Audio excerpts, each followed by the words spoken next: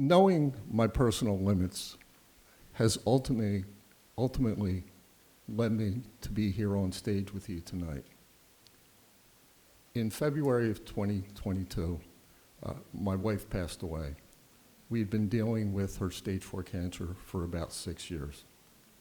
We'd been together for 44 years. After she was thank you.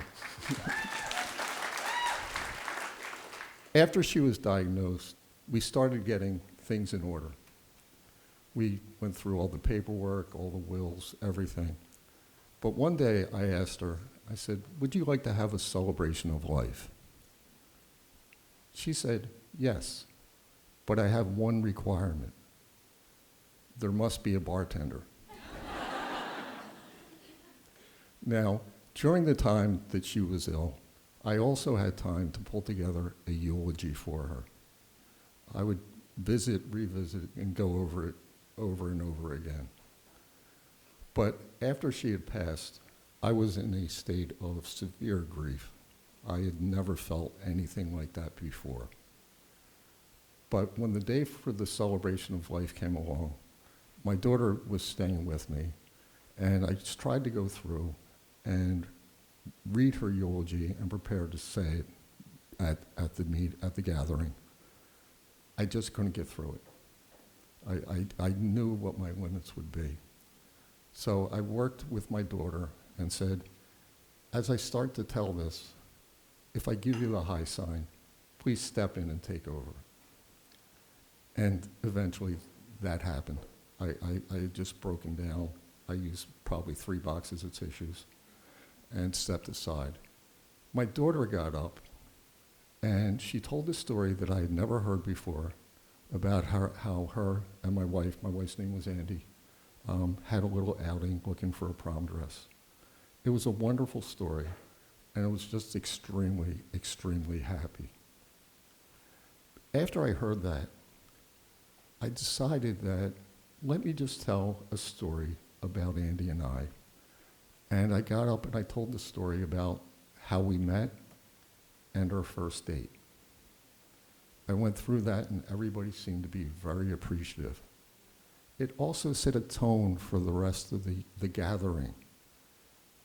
Unprovoked, a dozen other people got up and told really heartfelt and humorous stories about dealing with Andy. After all that, a friend of mine comes up to me and says, the story that you told would be a great story for the Moth. My reaction was what I hear all the time when I say something about the Moth to somebody. What the hell's the Moth? I quickly discovered and found out what was there. It helped me get through a very hard time. I had been watching Cheers reruns just to get to sleep every night. But then I found the Moth on YouTube and watched story after story after story. Eventually, I went to a live storytelling event. The friend who had originally told me about it came along with me. And it was actually in this room where I felt such warmth and friendship and just a pleasant atmosphere that I really was sucked in, and I was brought in wholeheartedly. After a period of time, I'd been here for a couple of story slams, I decided to put my name in the hat, or the tote bag. I remember the first night I did that. I was sitting here and I kept saying to myself, pick my name, please don't pick my name, please don't pick my name. I think anybody who's done that has gone through that and that feeling very well. So I put my name in the hat twice here in Brooklyn. Never got picked. Then I had to go to Philadelphia for a family event.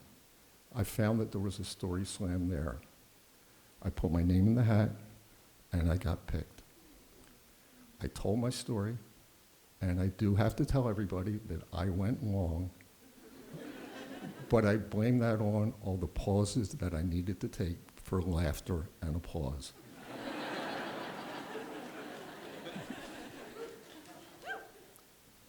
So story. Thank you.